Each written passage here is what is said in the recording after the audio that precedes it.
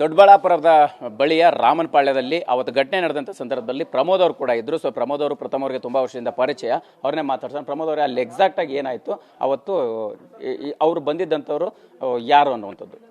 Sir, ಅಲ್ಲಿ ಬಂದಿರೋರು ಯಾರಕ್ಕಂದ್ರೆ ಯಾರಿಗೂ ಗೊತ್ತಿಲ್ಲ. ಅವರೆಲ್ಲ ಹೊಸ ಮುಖದ ಪರಿಚಯ ನಮಗೆಲ್ಲನೂ. ಅವತ್ತೇ ಅವ್ರನ್ನ ನಾವು ನೋಡಿರೋದು. ಅವತ್ತೇ ಅವ್ರನ್ನ ಫಸ್ಟ್ ಟೈಮ್ ನಾವು ನೋಡಿರೋದು. ಅವ್ರನ್ನ ಏನು 22 ಜನ ಅಂತ ಇವ್ರು ಏನು ಹೇಳ್ತಾ ಇದ್ದಾರೆ, 22 ಜನನೂ ನಾವು ನೋಡಿಲ್ಲ. ನಮಗೆ ಗೊತ್ತಿರೋರು ಅದರಲ್ಲಿ 2-3 ಅಷ್ಟೇ. ರಕ್ಷಕ್ ಇರೋದಂತೂ ನಿಜ, ಅವನು ಅದನ್ನು ಒಪ್ಕೊಂಡಿದ್ದಾನೆ. ನಾವು ಬಂದಿರೋದೇ ರಕ್ಷಕ್ ಪರವಾಗಿ ಬಂದಿರೋದು. ಇವರಿಬ್ಬರು ಅಣ್ಣ ತಮ್ಮಂದ್ರು ಥರ ಇದ್ದರು.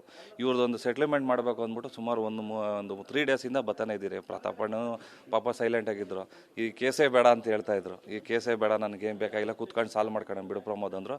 ಆ ಸಾಲ್ವಿಂಗೋಸ್ಕರನೇ ದರ್ಶನ್ ಸರ್ ಹೆಸ್ರು ಹೇಳಿ, ಅವ್ರ ಹೆಸ್ರು ಹೇಳ್ಕೊಂಡು ನಾವೆಲ್ಲ ಡ್ಯಾಮೇಜ್ ಮಾಡೋದು ಬೇಡ, ಪಾಪ ಹೋಲಿ ಬಿಡು ಅಂದ್ಬಿಟ್ಟು ಸುಮ್ಮನೆ ಆಗ್ಬಿಟ್ಟಿದ್ರು ಸರ್. ಈಗ ಸುಮ್ಮನಾಗಿದ್ರು. ದರ್ಶನ್ ಅವರು ಕೂಡ ಎಲ್ಲರೂ ಮಾತನಾಡುವಂಥ ಪ್ರಯತ್ನ ಆಗಿತ್ತು, ಅವ್ರ ಫ್ಯಾನ್ಸ್ ಮಾತನಾಡುವಂಥ ಪ್ರಯತ್ನ ಆಗಿತ್ತು. ಇದನ್ನ ಇಲ್ಲಿಗೆ ನಿಲ್ಲಿಸಿ ಅನ್ನೋಂಥ ಮಾತುಕತೆ ನಡೆದಿತ್ತು. ಅಂದರೆ ಹೊರಗೆ ಬರಬಾರ್ದು ಅನ್ನೋಂಥ ವಿಚಾರ ಇತ್ತು ಮೊದಲು ಈ ಘಟನೆ ಅಲ್ವಾ ಸರ್? ಫ್ಯಾನ್ಸ್ ವಾರ್ಸು ಅಲ್ಲಿ ನಡೆದಿದ್ದು ನಿಜಾನೇ. ಅಲ್ಲಿ ನಾನು ಪಕ್ಕದಾಗ 10 ಅಡಿ ಡಿಫ್ರೆನ್ಸ್ ಆಗಿದೆ. ಆ ಫ್ಯಾನ್ ವಾರ್ಸ್ ನಡೆದ ಮೇಲೆ ಅವರು ನಿನ್ನ ಫೇವರ್ ಆಗಿ ನಾನು ಇರ್ತೀನಿ ಅಂತ ಹೇಳ್ತಾ ಇದ್ರು. ಲಾಸ್ಟಲ್ಲಿ ನಿಮ್ಮ ಫೇವರ್ ಆಗಿ ಇರ್ತೀನಿ, ದರ್ಶನ್ ಸರ್ ಬಗ್ಗೆ ಮಾತಾಡಬೇಡ ಅಂತ ಹೇಳಿದ್ರು. ಬಟ್ ಈ ಡ್ರ್ಯಾಗನ್ ಇಕ್ಕಿದ್ದು ಅವೆಲ್ಲ ನಾನು ನೋಡಿಲ್ಲ. ನನಗೆ ಕಾರ್ ಅಡ್ಡ ಇತ್ತು, 10 ಅಡಿ ಡಿಫ್ರೆನ್ಸ್ ಆಗಿದೆ. ಈ ಒಂದೆಲ್ಲ ಚರ್ಚೆ ನಡೀತಾ ಇತ್ತಿದ್ದು. ಆ ಚರ್ಚೆಯಲ್ಲಿ ಕೋಪದಲ್ಲಿ ಏನು ತಮಾಷೆನೂ ನಡೀತಾ ಇತ್ತು, ಚರ್ಚೆನೂ ನಡೀತಾ ಇತ್ತು ಸರ್. ಡಿ ಬಾಸ್ ಬಗ್ಗೆ ಯಾರೂ ಕೆಟ್ಟದಾಗ ಮಾತಾಡಿಲ್ಲ ಸರ್.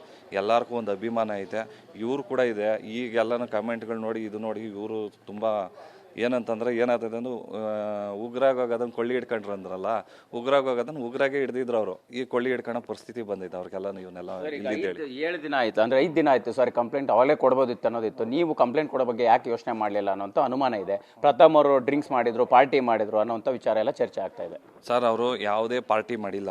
ಅವ್ರು ಬಂದಿದ್ದು ಒಂದು ಒಳ್ಳೆ ಉದ್ದೇಶಕ್ಕೆ. ಒಂದಿನ ಹಿಂದೆ ಫೋನ್ ಮಾಡಿದ್ರು ನನಗೆ, ನೀನು ದೇವಸ್ಥಾನದ ಹತ್ರ ಹಣ ತಗೊಂಬ ಅಂತ ಹೇಳಿದ್ರು. ಮುಂಚೆನೇ ಹೇಳಿದ್ರು ಒಂದು ಮೂವಿಗೋಸ್ಕರ. ಆದ್ರೇ ಆ ಉದ್ದೇಶಕ್ಕೋಸ್ಕರ ಅವರು ಬಂದಿದ್ದು ಸರ್. ಆ ಉದ್ದೇಶಕ್ಕೆ ಅವ್ರು ಬಂದಿದ್ದು ಪಾಪ, ಒಂದು ಒಳ್ಳೆ ಉದ್ದೇಶಕ್ಕೆ ಬಂದಿದ್ರು.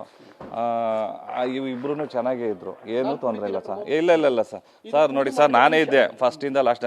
ಇವತ್ತೊಂದು ಅವರು ಪರಿಚಯ ನಂಗೆ 2 ವರ್ಷ ಆಯಿತು. ನನ್ನ ಜೊತೆಲಿ ಒಂದು ಡ್ರಾಪ್ಸು ಕುಡ್ದಿಲ್ಲ, ಒಂದು ಇದು ಕುಡ್ದಿಲ್ಲ ಸರ್. ಸುಳ್ಳು ಸರ್, ಕುಡ್ದಿಲ್ಲ. ಅವರು ಥ್ರೆಟ್ಟಿಂಗ್ ಮಾಡಿದ್ಮೇಲೆ ಹೊರಗಡೆ ಬಂದಾಗ ಇಷ್ಟೆಲ್ಲ ಮಾತುಕತೆ ಆದಾಗಲೂ ನಾನು ಬಹಳ ಸಮಾಧಾನಚಿತವಾಗಿ ಹೌದೌದು, ಇದು ಅಲ್ಲಿನ ಮಾಧ್ಯಮದವರು ಹೇಳಿದ್ದಕ್ಕೆ ಹಿಂಗಾಗಿಲ್ಲ. ಈಗ ಪ್ರಾಬ್ಲಮ್ ಏನಾಗ್ತಾ ಇದೆ ಅಂತ ಹೇಳಿದ್ರೆ, ಹೊರಗಡೆ ಬಂದ್ಮೇಲೆ ಏನೂ ಆಗಿಲ್ಲ, ಪ್ರಥಮ ಕುಡಿದು ಮಾಡ್ದ ಅಂತ ಹೇಳಿದಾಗ ನನ್ನ ಪರ್ಸನಲ್ ಲೈಫಿಗೆ ಡ್ಯಾಮೇಜ್ ಆಗ್ತಾ ಇದೆ. ಅದಕ್ಕೆ ಅವ್ರು ಹೇಳ್ತಾ ಇರೋದು ಹೌದು ಇಲ್ವೋ. ಇಲ್ಲ ಸರ್, ಕುಡ್ದಿಲ್ಲ ಸರ್. ಅವ್ರು ಒಂದು ಡ್ರಾಪು ಕುಡ್ದಿಲ್ಲ. ಹೋಗ್ಬೇಕಾದ್ರೂ ಅಷ್ಟೇನೆ ಅವ್ರು ಯಾವತ್ತೂ ಕುಡ್ದಿಲ್ಲ ಸರ್. ಅದು ಸುಳ್ಳು. ನಾನೇ ಕಾರ್ ಹಚ್ತೆ, ನಾನೇ ಸಮಾಧಾನ ಕೂಡ ಮಾಡಿದೆ. ಬಿಡು ಪ್ರಮೋದ್ ಆಯ್ತು ಮಾತಾಡೋಣ ಅಂತಂದ್ರು. ಮಾರ್ನಿಂಗ್ ಕೂಡ ಅವ್ರ ಮನೆ ಹತ್ರನೂ ಬಂದು ಮಾತಾಡಿದೆ. ಅವ್ರ ಹತ್ರ ಒಂದು ಒಳ್ಳೆ ಗುಣ ಇದೆ ಸರ್. ಹಂಗೇನ ಮಾಡಂಗಿದ್ರೆ ಅವ್ರು ಅಲ್ಲೇ ಸ್ಪಾಟಲ್ಲಿ ಅಲ್ಲೇ ಪೊಲೀಸರನ್ನ ಕರೆಸ್ಬಿಟ್ಟು ಎಲ್ಲರನ್ನೂ ನಮ್ಮನ್ನು ಅರೆಸ್ಟ್ ಮಾಡ್ಬೋದಾಗಿತ್ತು ಸರ್. ಎಸ್, ಅವರು ಬಂದಿರೋಂಥವ್ರಿಗೆ ಯಾರು ಇನ್ವೈಟ್ ಮಾಡಿದ್ರು, ಯಾರು ಅವರು ಏನು ಅನ್ನೋಂಥ ನಿಮ್ಗೆ ಯಾವಾಗ ಗೊತ್ತಾಯ್ತು ಎಕ್ಸಾಕ್ಟಾಗಿ? ಸರ್, ಅಲ್ಲಿ ಏನು ಗೊತ್ತಾ ಸರ್, ಅವ್ರನ್ನ ಇನ್ವೈಟ್ ಮಾಡಿದವ್ರು ಯಾರೂ ಇಲ್ಲ ಸರ್. ಅದು ಏನಾಗಿದೆ ಅಂದರೆ, ಅದೊಂದು ಲೋಕಲ್ ಊರು ದೊಡ್ಡಬಳ್ಳಾಪುರ. ಅಂದರೆ ಸುತ್ತಮುತ್ತ ಎಲ್ಲ ಇದ್ದೇ ಇರ್ತಾರೆ, ಫೋನ್ ಮಾಡ್ಕೊಂಡು ಬಂದೇ ಬರ್ತಾರೆ. ಈಗ ನಾನು ಹೋದೆ ಅಂದರೆ ನಾನು ಒಬ್ಬನೋದಂದ್ರೆ ನನ್ನ ಸ್ನೇಹಿತನ ಕರ್ಕೊಂಡೇ ಬರೋದು. ನಾವು ನಾನ್ ವೆಜ್ ಊಟ ಅಂತಂದರೆ ಒಬ್ಬರು ಹೋದ್ರೆ 5 ಜನ ಬಂದೇ ಬರ್ತಾರೆ ಜೊತೆಯಲ್ಲಿ. ಇದು ಸಮಸ್ಯೆ ಆಗಿದ್ದು ಅಷ್ಟೇ ಸರ್, ಇನ್ನೇನಿಲ್ಲ ಸರ್.